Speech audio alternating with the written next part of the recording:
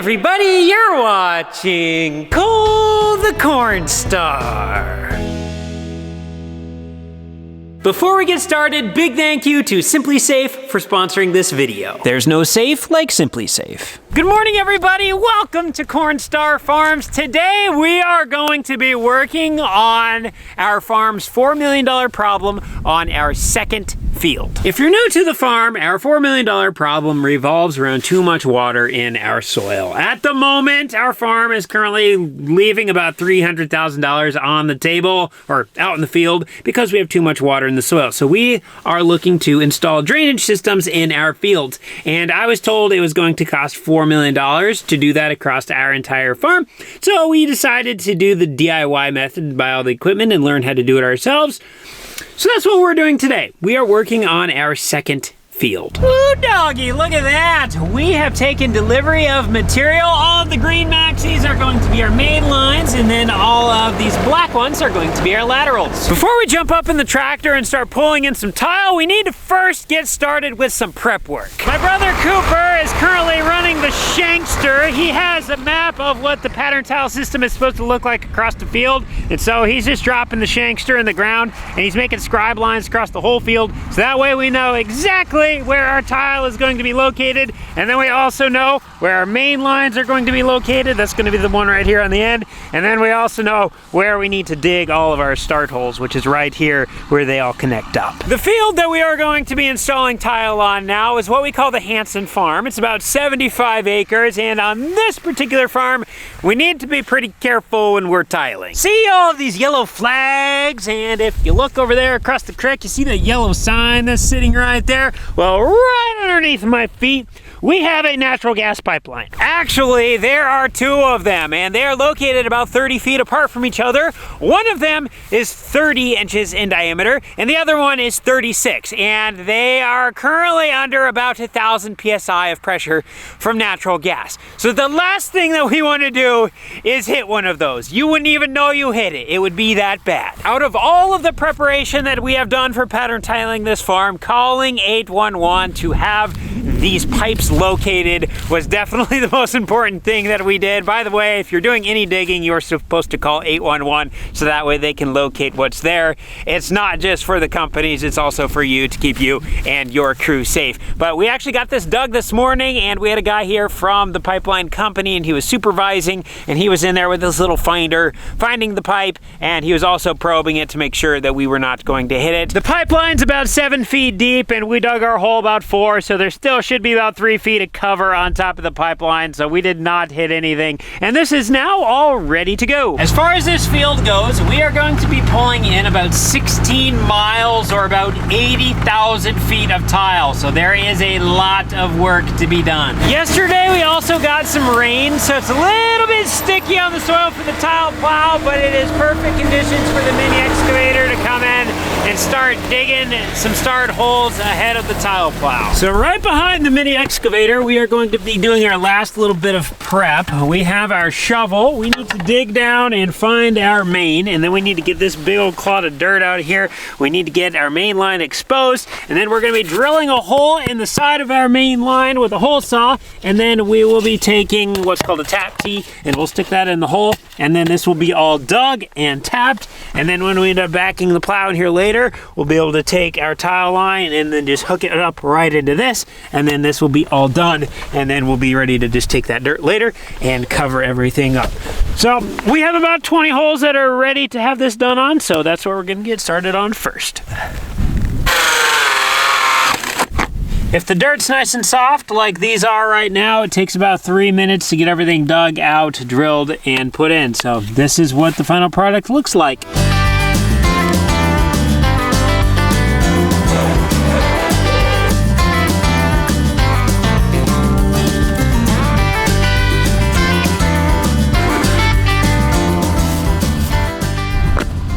Current temperatures are just above freezing, and we have not acclimated to cold weather at all yet, so my fingers are not wanting to work very good.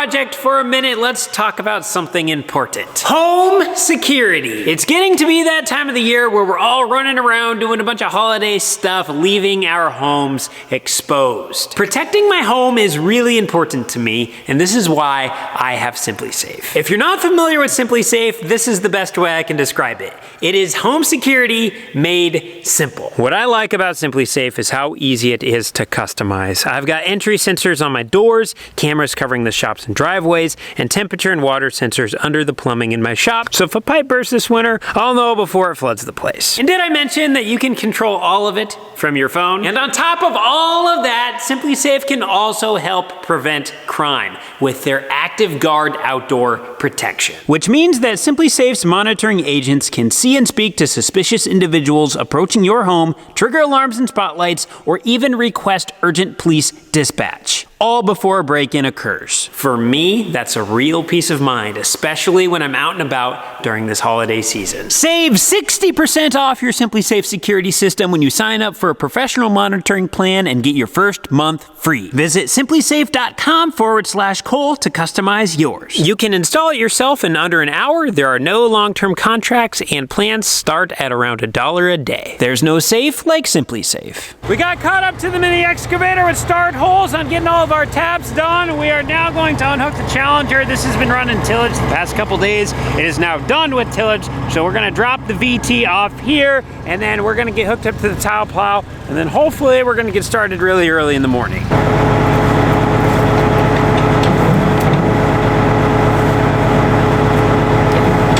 We're about to find out if we unhooked this right. Yes, we did. On top of all the preparation work that we are doing, we are also playing a game called Keep the Mini Excavator Moving. So far in this field, we only have about a quarter mile of mains pulled on this side, and on this side, we have about 3/4 of a mile with absolutely no mains. With the mains that we've already pulled, we are all caught up with start holes, and start holes are the slowest process of the entire tiling process.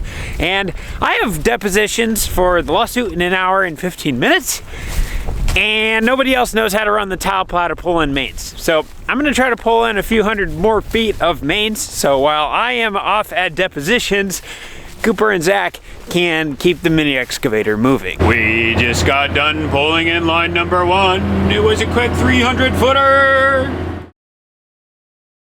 It's now the next day. I survived depositions, and while I was at depositions, Cooper and Zach tried tiling, and they have not ran the tile plow before, and they ended up hitting a really big rock and ran into some issues. So we're gonna get started first thing today, fixing the rock problem. So this is what's going on. Cooper started pulling at that pile for a main, and he made it about 50 feet before he got right here, and he hit a ginormous rock. So Zach and Cooper couldn't dig the rock out, so they ended up digging around it, and we have the uphill side and the downhill side, and they dug around on the downhill side, and so that made it where this end is actually lower than this end, and this is the area where water needs to go that way. So water does not flow uphill, so right now this does not work. So Zach is currently digging a new outlet from the pipe down, so that way we can just turn it right here into this one and then make it flow downhill, and then we'll just have a little spot right here where we won't have any pipe.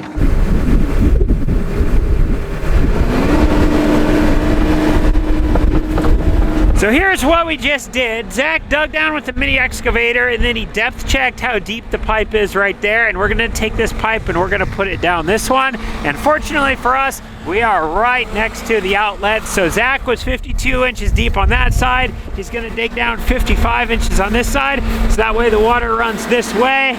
And I think we dodged a little bit of a bullet here. It's probably a $100, 30-minute mistake, but it could have been a lot worse.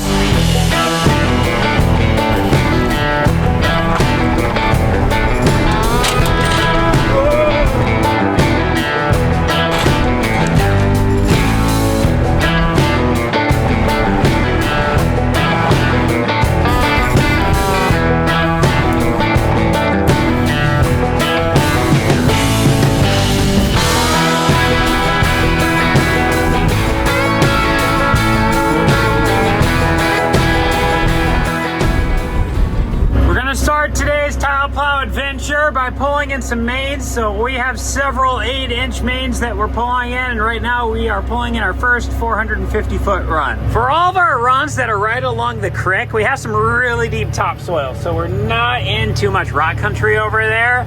But on the runs that I am on right now and everything to my left, this is a Dinsdale soil type, and there's about 3 feet of really nice topsoil on top. But then underneath that, we have glacial till, AKA Rock City. So we need to be very careful going through here. Obviously, we can't see them, but we need to be mindful of if we are hitting them with the plow and taking our pipe out of grade. And if they're big enough, they will stop the plow, like what happened to my brother Cooper.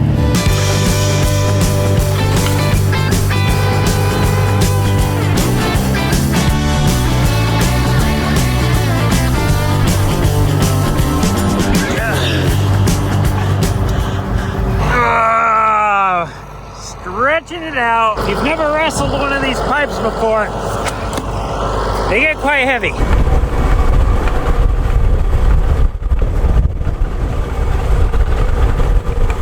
I'm not sure what it is about pulling mains, but it seems like they always take all day, no matter what you do. On a good running day, we can pull in 30,000 feet of laterals, but we pulled in like 5,000 feet of mains today, and it's taken all day.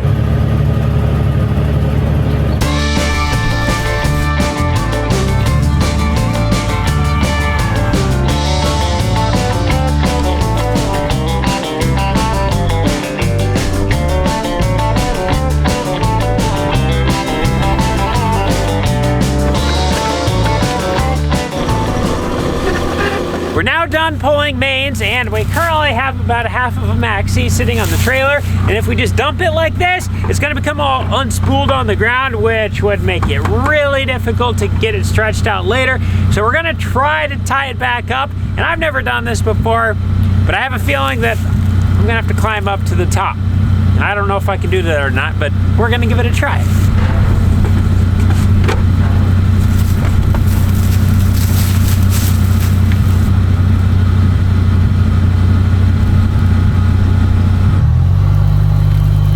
Is now off. We're ready to put on the 4s.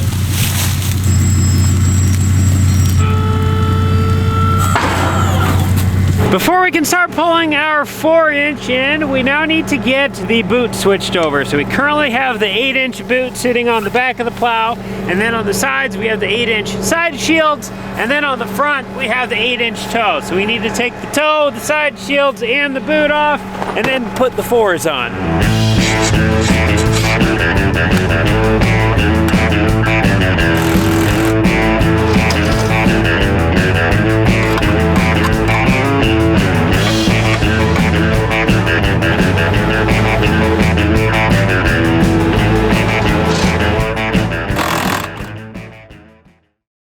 We got everything swapped over last night.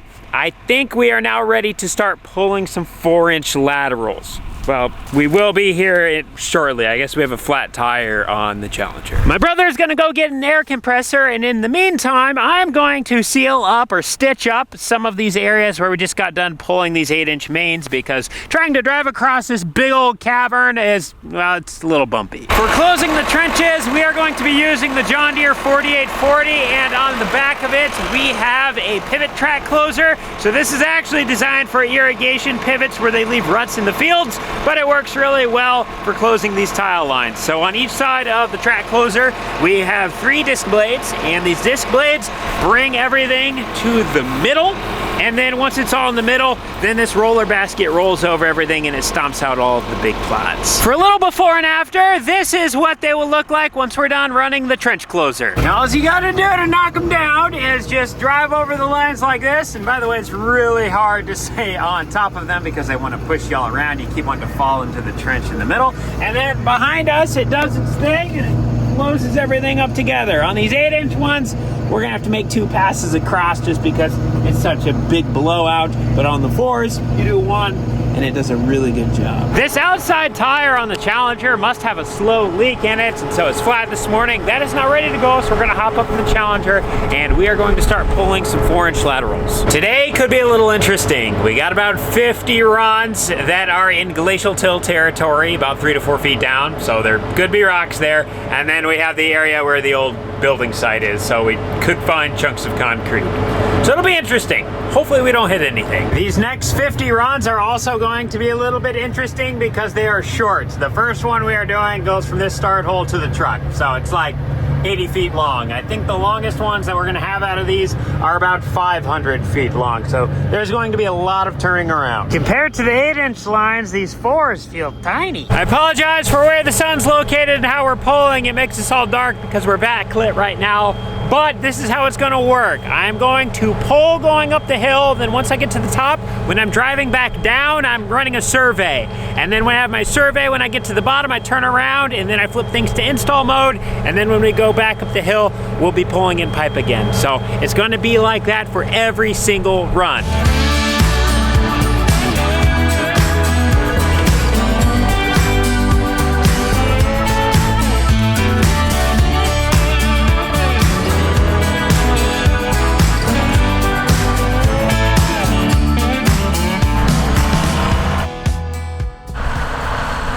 We've got 4 runs pulled so far. I'm on my 5th one, and this one could be interesting because the old house used to be located right here. So if we're gonna hit a chunk of concrete, we probably have the highest probability on either this run or the next one. And if we hit one, we'll know about it. We will either hear it from the plow or we will see the plow jolt. Okay, yep, right there. We just hit something underground, but it didn't lift the plow off of grade, so we're good. Probably just rubbed it on the side. There we go, look at that. We made it all the way through. Sweet. We're now on the next run. I just hit a little debris behind me. I don't think it threw us out of grade though. We're on a pretty steep hill, so it's pretty forgiving right there. Right in front of the tractor is where the old house used to be. So between the truck and I, basically right there, would have been pretty much smack dab right in the center of the house. So we are about to pull right through where the house used to be. I am going to go 1 mile per hour through here, so that way if we do hit something, hopefully we don't break anything on the tile plow. Wow, I honestly did not expect to pull through that without really hitting anything.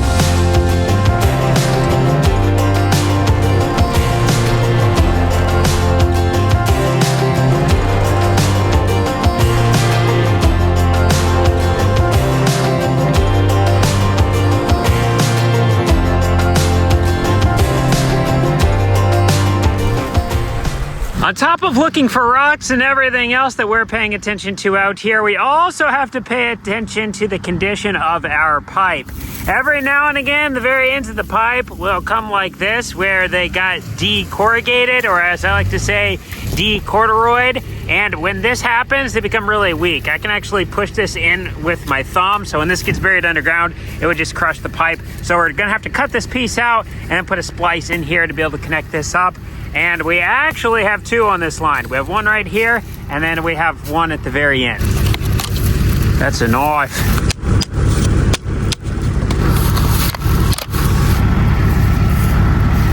We are now pulling run number 21 of the day, and we should be out of all of our really short, choppy stuff. Over on that end of the field, on the other end of the mile, we had the gas pipeline coming through, but then on this end of the mile, right on the other side of the tile cart, we have the electrical transmission lines for that wind turbine, and so we could not dig through those ones, so we had to stop our lines. So we had some really short runs in here. So we are just now getting to the last one that butts up to the transmission line, and then everything here over should be the 500-foot runs, which will be a lot smoother than these 200 some odd foot ones that we've been doing. Just to put these 21 runs into perspective, if we were in the field behind me, 21 runs would have been about 21 acres worth of pulling, where on this field with these short little runs, 21 runs has been about 4 acres.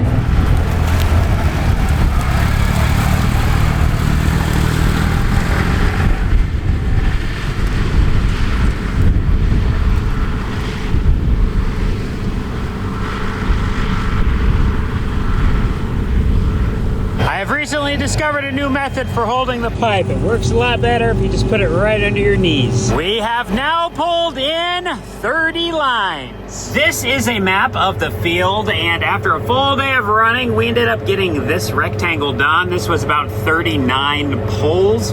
We do have this part right here in the middle already dug out and ready to go. We just need to pull the laterals on that, and so that's what we're going to be working on tomorrow. We have the highest likelihood of hitting rocks up in here. We actually only hit one that we need to dig up over on this side, so I'd say that was pretty good. And then once we get those laterals pulled, we will have this part of the field done, and then we will need to get all of our mains and everything dug and prepared and laterals pulled on the mitten looking part.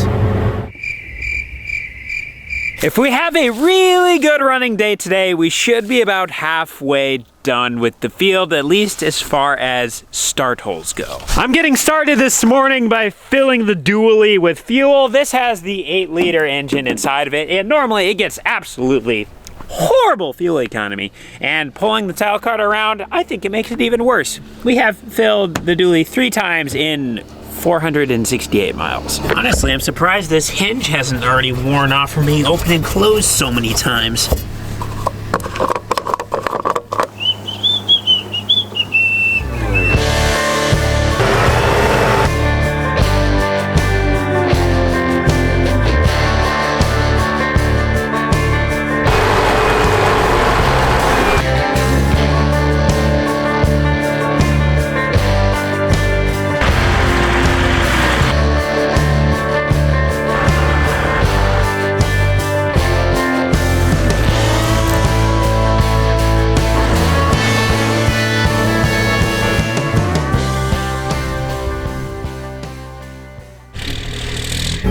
Reggie?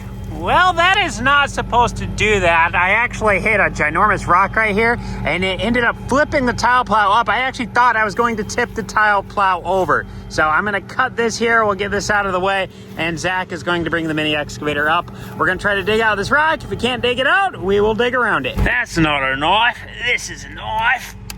Ah.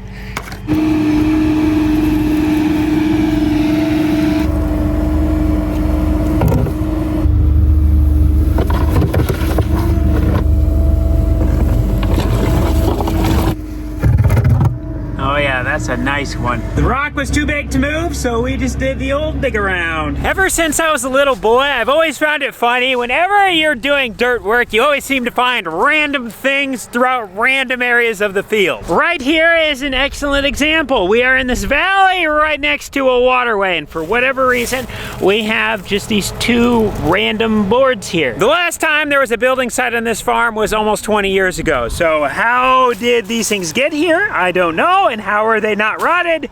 I also don't know. Oh boy, the Challenger is low on fuel as well. The Thunder Creek fuel trailer has been super handy for tiling. I'm now 7 runs into the super rocky area. On the very first one is where we hit the gargantuan one, and then I actually just hit one right here on the other side of the base station, pretty much like right here, and we ended right there. So I don't think that one threw me off enough where we need to dig it up. Unfortunately, it was right at the end, but so far, the rest of these have gone relatively smooth.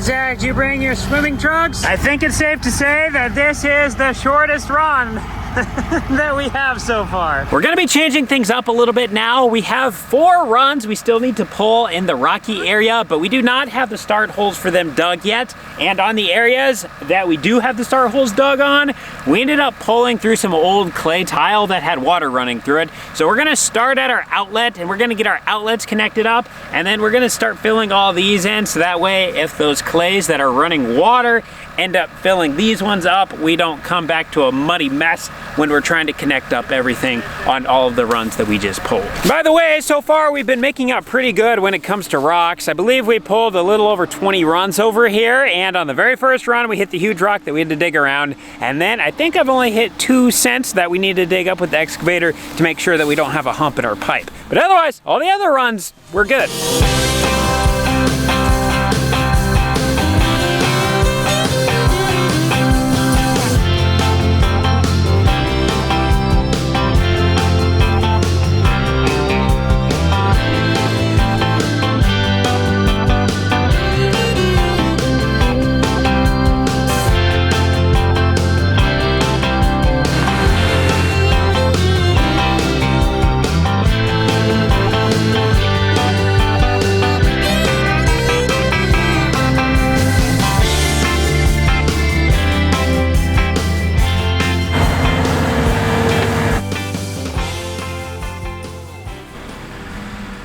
to this point, we have tiled 145 of our 2,000 acres, or in other words, we are approximately 7% of the way through our $4 million problem. It's kind of hard to believe this, but out of the 145 acres that we have done, we have saved $145,000 in installation costs. I don't know if drainage contractors in my area are just really expensive, or if the professional crew that I called was busy and so they just shot me a really high price, but I got 40-foot centers priced by a contractor and I was told it was going to be $1,500 an acre.